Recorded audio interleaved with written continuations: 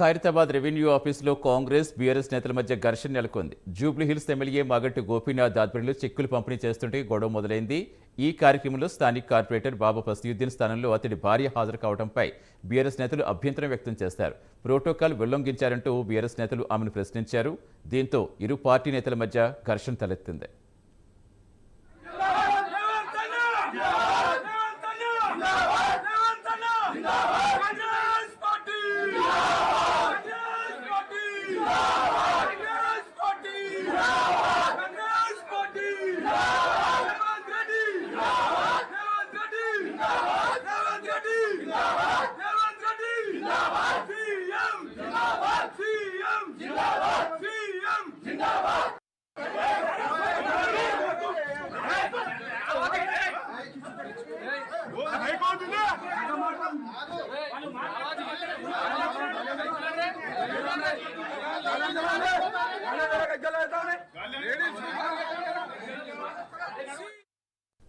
పూర్తి సమాచారం ఇచ్చేందుకు మా కరెస్పాండెంట్ కుమార్ జాయిన్ అవుతున్నారు. కుమార్, ప్రస్తుతం ఎలా ఉంది అక్కడ పరిస్థితి, ఏం చెప్తున్నారు ఇరు పార్టీ నేతలు?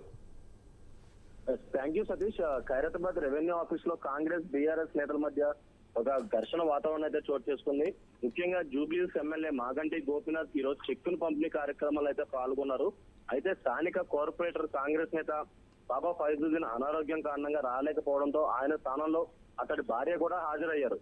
ముఖ్యంగా ప్రోటోకాల్ ఉల్లంఘించి అలా ఎలా చేశారంటూ కూడా బీఆర్ఎస్ నేతలు ఆమెనైతే ప్రశ్నించారు. దీంతో బీఆర్ఎస్ అలాగే కాంగ్రెస్ నేతల మధ్య ఘర్షణ అయితే తలెత్తింది.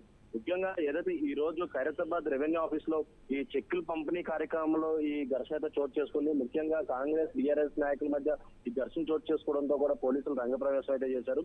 ముఖ్యంగా చూసుకున్నట్టయితే ఈ చెక్కులు పంపిణీ విషయంలో జూబ్లీహిల్స్ ఎమ్మెల్యే మాగంటి గోపీనాథ్ కూడా పాల్గొన్నారు. అదే నేపథ్యంలోని ఈ చెక్కుల పంపిణీకి సంబంధించి కాంగ్రెస్ నేత కార్పొరేటర్ బాబా ఫసీయుద్దీన్ కూడా పాల్గొనాల్సిన నేపథ్యంలో అతనికి హెల్త్ బాగోలేదనే కారణంతో అతని భార్యను అయితే పంపించారు.